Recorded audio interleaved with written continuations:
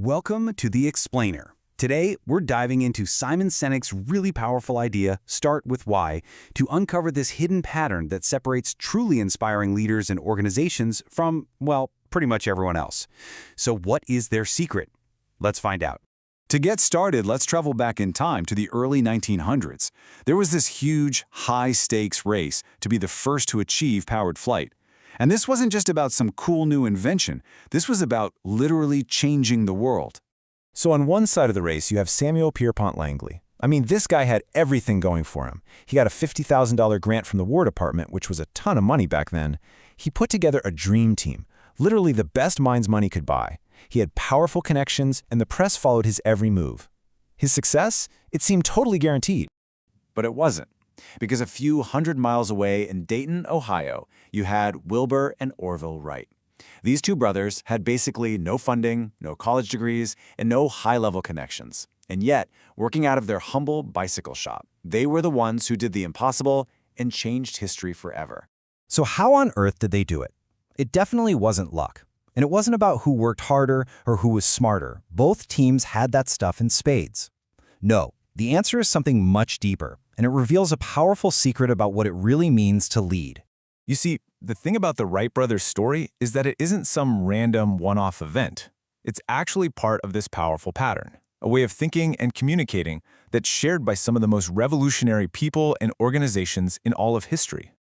Fast forward a few decades, Steve Wozniak and Steve Jobs, they weren't just tinkering with circuit boards in a garage. They weren't just trying to sell computers. No, they started Apple with this burning desire to challenge the status quo, to empower the individual, to give the little guy the tools to take on the giants. Or think about this. August 28, 1963. Martin Luther King Jr. didn't stand up in front of all those people and say, "I have a detailed 12-point plan." He shared his vision. He told people about his dream. And 250,000 people showed up that day, not because they had to, but because they shared that dream too. So you see the connection, right? The Wright brothers, Apple, Dr. King, they all think, act, and communicate in the exact same way. And what's so fascinating is that their way is the complete opposite of how almost everyone else does it. Okay, let's break this down. Sinek calls this pattern the golden circle. And honestly, it's the key that unlocks this whole puzzle. It's a beautifully simple idea that really explains everything. All right, so on the outside of the circle, you've got the what. This is the easy one. Every single company, every organization on the planet knows what they do. It's the products they sell, the services they offer. It's the easiest thing to talk about. Then, if we move one layer in, we get to the how. Now, some organizations know how they do what they do. This is their unique selling proposition. Their proprietary process, their secret sauce that makes them different or better than the competition. But right at the very core, the heart of it all, is the why. And this is where it gets really interesting, because very, very few people or organizations can clearly tell you why they do what they do. And let's be clear, this is not about making money. That's just a result. The why is your purpose, your cause, your belief. It's the real reason you get out of bed in the morning. Now, here's where it all comes together. Most people and organizations on the planet communicate from the outside in. They start with the clearest thing, their what, and then move toward the fuzziest thing, their why. But the great ones, the inspiring leaders, they flip that formula completely on its head. They communicate from the inside out. They start with why. And this isn't just some clever marketing trick or a feel-good communication theory. It's actually deeply rooted in the way our brains are built. As Sinek puts it, this isn't psychology, it's biology. The reason this all works so well isn't just a good idea. It's pure biology. It's wild when you see it, but the golden circle actually lines up perfectly with how our brain is structured. Okay, so check this out. If you look at a cross-section of the brain, our newest part, the neocortex, corresponds to the what level. This is our rational, analytical brain. It understands language, facts, and figures. But our inner limbic brains, that corresponds to the why and how. And that's the part of the brain that's responsible for all of our feelings, like trust and loyalty. And here's the kicker. It's also responsible for all of our decision-making. But here's the crazy part.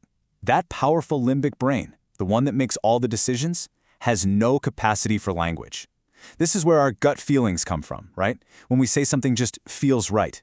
So when you communicate from the outside in, talking about the what, people can understand all the features and benefits, but it doesn't drive behavior. But when you communicate from the inside out, you're talking directly to the part of the brain that controls decision-making. So what does this all mean in the real world? Well, understanding this biological connection shows us the huge difference between motivating people and truly inspiring them. Think about it. Motivation often uses those external things, the classic carrots and sticks. Price drops, special promotions, fear. And hey, that stuff works, but it doesn't create loyalty. Inspiration, though, is totally different. It comes from the inside. It's about a shared belief. And when people are truly inspired, they will stick with you through thick and thin, even when a better offer comes along. And this brings us right to the core of the entire idea. People don't buy what you do, they buy why you do it. The goal isn't just to do business with everyone who needs what you have. The goal is to do business with people who believe what you believe. That's the real foundation of loyalty and trust. So that's the big challenge this whole idea leaves us with. Whether you're thinking about your company, your career, or just your own life, everything can change when you stop focusing on the what and you start asking that one simple, incredibly powerful question: what's your why?